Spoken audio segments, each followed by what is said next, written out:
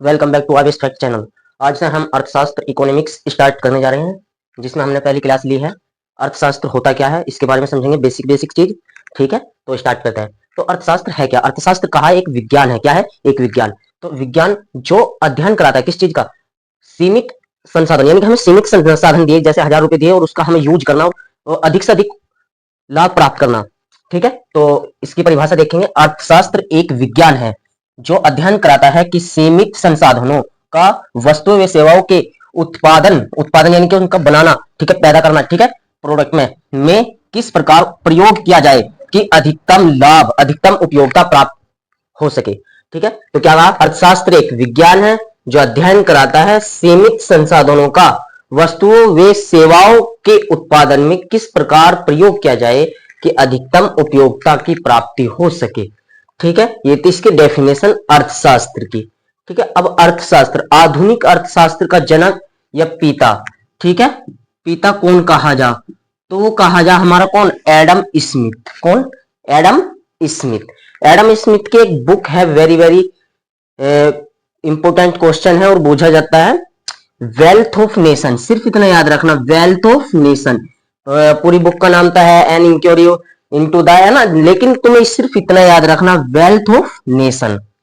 Wealth of nation book का नाम क्या है? Wealth of nation. ये 1776 में लिखी थी इन्होंने।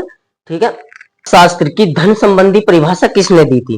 क्वेश्चन आगा, तो आपको बताना है एडम स्मिथ। एडम स्मिथ ने अर्थशास्त्र की धन संबंधी परिभाषा दी थी, या हम कह देंगे डेविड और एडम स्मिथ ने अर्थशास्त्र की धन संबंधी परिभाषा दी थी। अब दूसरा क्वेश्चन आएगा, एडम स्मिथ के अनुसार जो है धन की कैसी परिभाषा, या हम देखेंगे अर्थशास्त्र की परिभाषा क्या कहेंगे हम एडम स्मिथ के अनुसार? तो एडम स्मिथ के अनुसार जो अर्थशास्त्र की परिभाषा है वो है राष्ट्रों के धन के स्वरूप तथा कारकों का अध्ययन करना।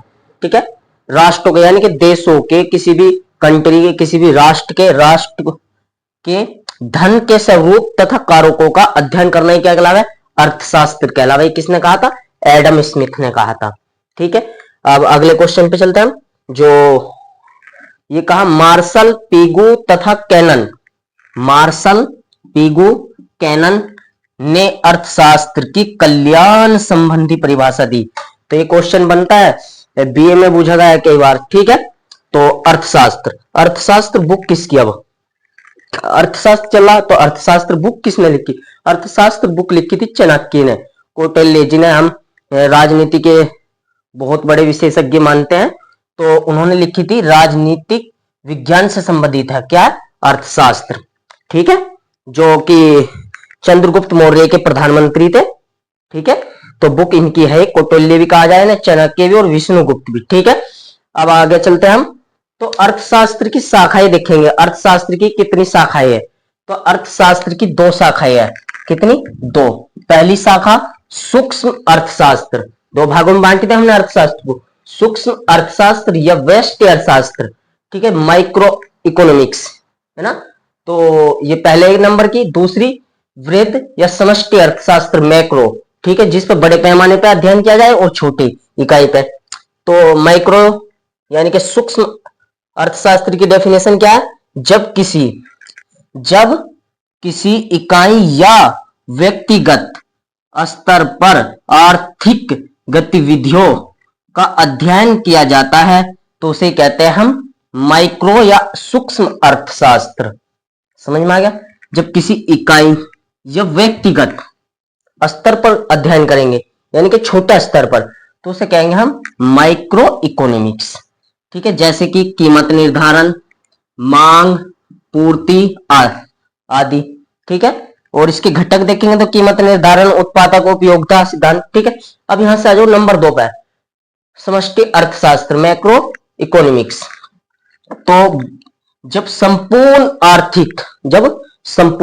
का मतलब सारे, यानी कि देश की, यानी कि हम देखें तो राजकोषीय या बेरोजगारी, है ना, रोजगार, कुछ भी जो बड़े स्तर पे देखेंगे उसे क्या कहेंगे हम? संपूर्ण आर्थिक गतिविधियों का अध्ययन करना ही क्या कहलाता है हमारा? मैक्रो इकोनॉमिक्स या वृहद समष्टि अर्थशास्त्र कहलाता है। जैसे कि राजकोषीय नीति, गरीबी बेरोजगारी, लेकिन आजकल बात नहीं हो रही इसकी, ठीक है।